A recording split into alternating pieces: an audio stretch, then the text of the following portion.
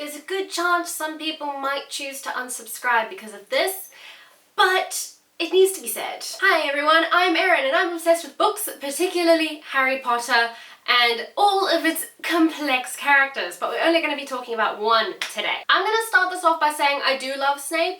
I think he's a really well-written character. He's complex, he's interesting, he has masses of character, he has a lot of history built into him so that you can actually make sense of his actions. He's a really, really well-written character. But everyone kind of worships Snape as the unsung hero, as the martyr, as the guy who gave all up for love.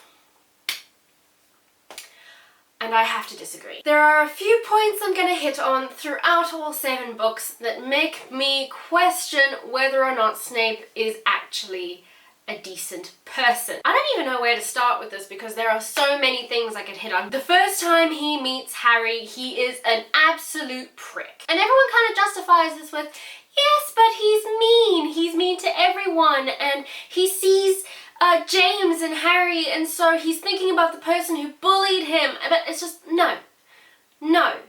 Harry is an 11-year-old child, a little boy who Snape knows has been abused his whole life. He knows it. He's in with Dumbledore. There's no way he wouldn't know what Harry had been through. And this little boy, an 11-year-old kid who has spent his whole life being told he's trash, that he's not good enough, that he's treated worse than a pet. He finally comes to the school where he knows who he is, he's accepted, and not only accepted, he's celebrated. And then this person who is supposed to be a teacher and a role model comes at him and attacks him for being celebrated. He says sarcastically, "our new celebrity," as a way to put him down. To say, I know you think that you aren't what you were told you were when you grew up, that you're not just this person to be abused, but guess what? I'm going to continue to abuse you here in your safe space,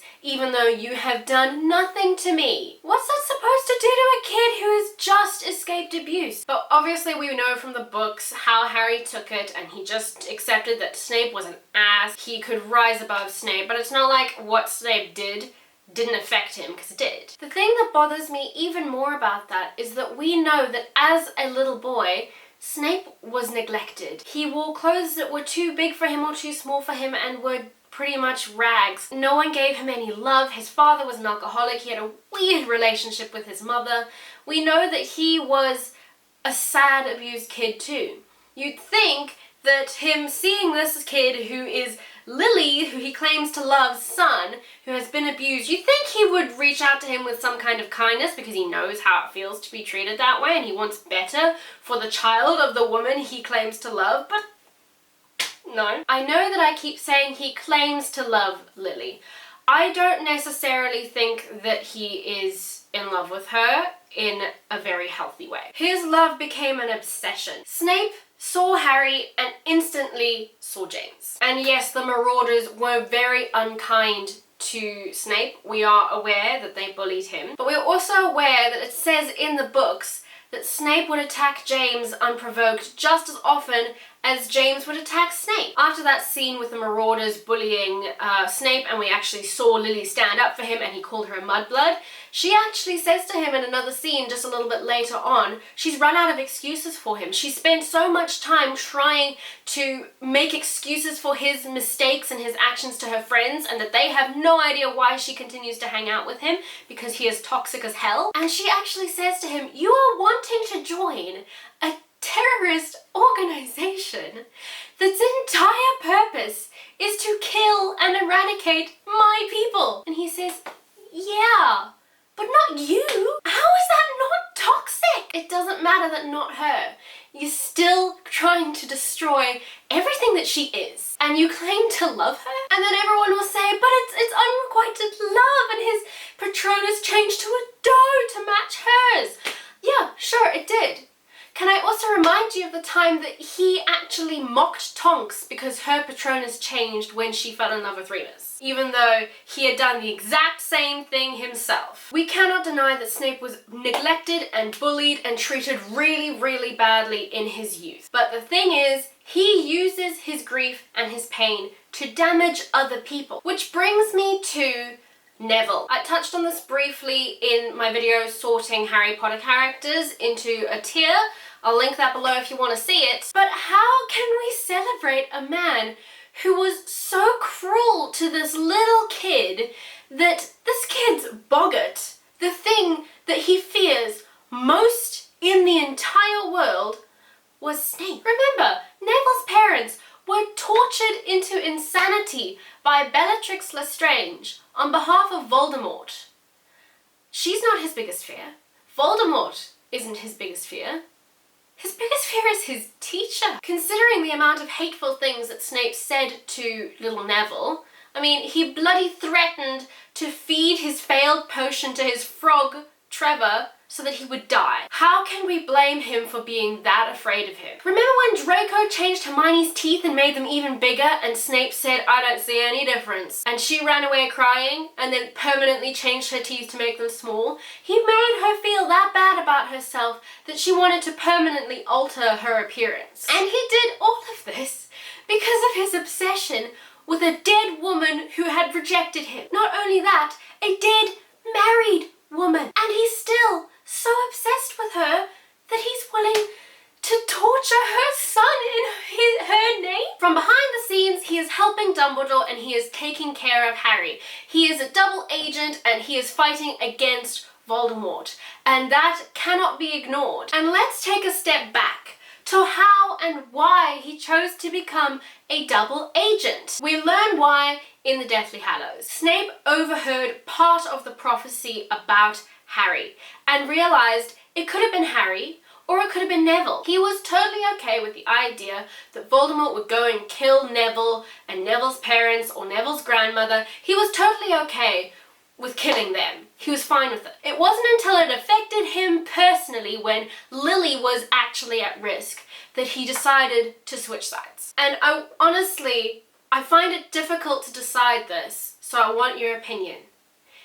If it had been Neville, and Voldemort had gone after Neville, would Snape ever have turned? Would he have stayed a Death Eater or not? That's the real question. That's the thing I can't figure out, and that'll be the thing that decides if he actually is redeemable. And that there is the entire reason why he tortures Neville as much as he does, because it could have been Neville. And if it had been Neville, Lily would still be alive. He is taking all the blame for what happened to Lily and putting it onto two little boys. I'm sorry, but that is not a good person. So we're going to go through a little list of things that Snape has done that make me question him as a person as to his goodness or badness.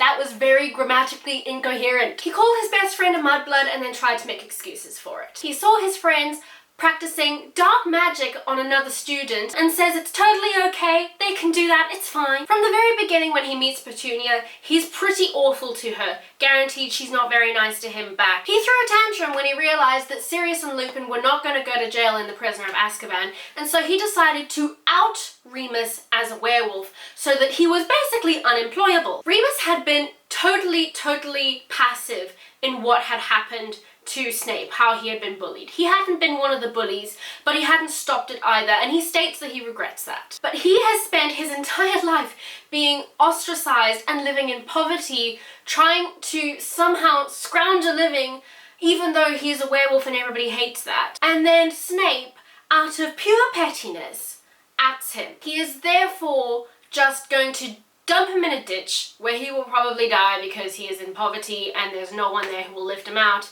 except we have Dumbledore. He tried to get the Marauders expelled from Hogwarts even though he himself was using dark magic. He found a photo of Lily, James and Harry, and he ripped the photo so that he would just keep the piece of Lily, so that her happiness in this photo with her husband and child, nope, it was now directed at him. And as for the argument that yes, he had a terrible childhood and he was abused and neglected, yes, he was. But here's the thing.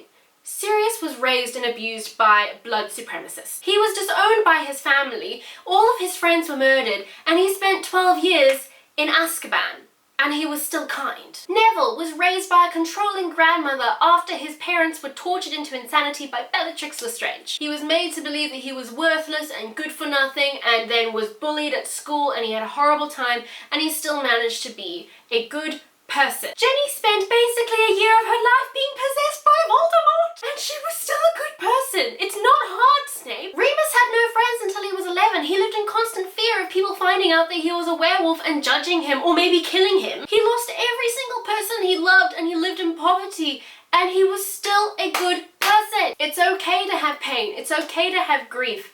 It's not okay to inflict it on others just because you've experienced it yourself. Oh my gosh, that was a lot. All of this aside, I really do love Snape. He's so beautifully written. He is so complex. Yes, his story is incredibly interesting. Do I think that he loved Lily out of pure love? No, I think it was obsession, but I still love the way it was written. Alan Rickman is the embodiment of Snape in a way that makes me adore him with every inch of my heart. Do I tear up whenever someone says always? Yes, I do.